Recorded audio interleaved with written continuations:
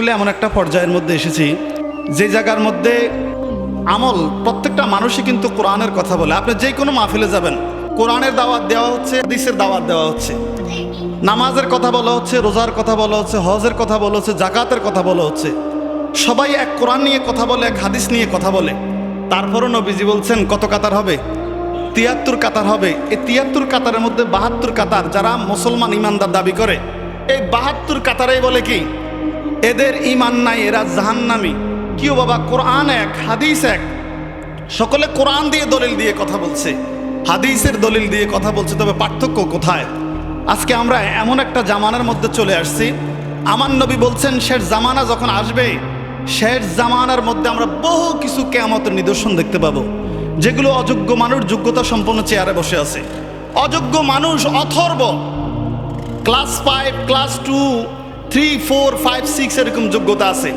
যেমন আমি নিজের বেলায় দেখি, ফেসবুকের মধ্যে একটা আলোচনা দেওয়া হয়, বখাটে যেটার চুলে ফেসবুকের মধ্যে তার ওই যে ইনবক্সের মধ্যে যে ছবিটা দেখলে মনে হয় এ জীবনে আলিফ বাতা চাও পারে না, অথচ আমার প্রশ্ন করে লেখে হুজুর কোন হাদিসে আছে?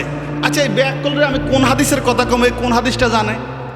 এই যে একটা সমস্যা, কামেল করলাম, হাদিস করলাম, ফিকা করলাম, ইসলামিক স্টাডিজে অনার্স মাস্টার্স করলাম, এত কিছু করার পর একটা বখাটে ছেলে যখন প্রশ্ন করে এটা কোন হাদিসের মধ্যে পাইছেন, কোথায় আছে, তখন আমি এর কি উত্তর দিতাম?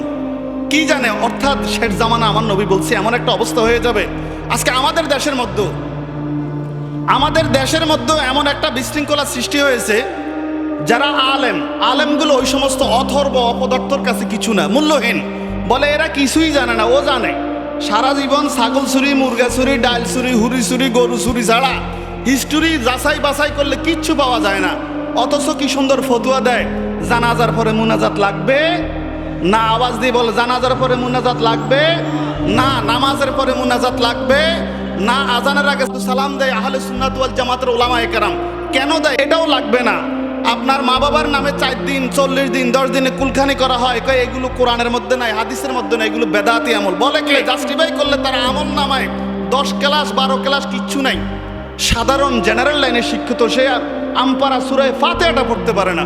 একজন আলেমের সাথে যে চ্যালেঞ্জ করে বসে, আমার নবী বলছে এটাই কিয়ামতের আলামত, এটাই কিয়ামতের আলামত। এই কিয়ামত যখন আসবে, মানুষ শুধু অহরহ মিথ্যা কথা বলবে।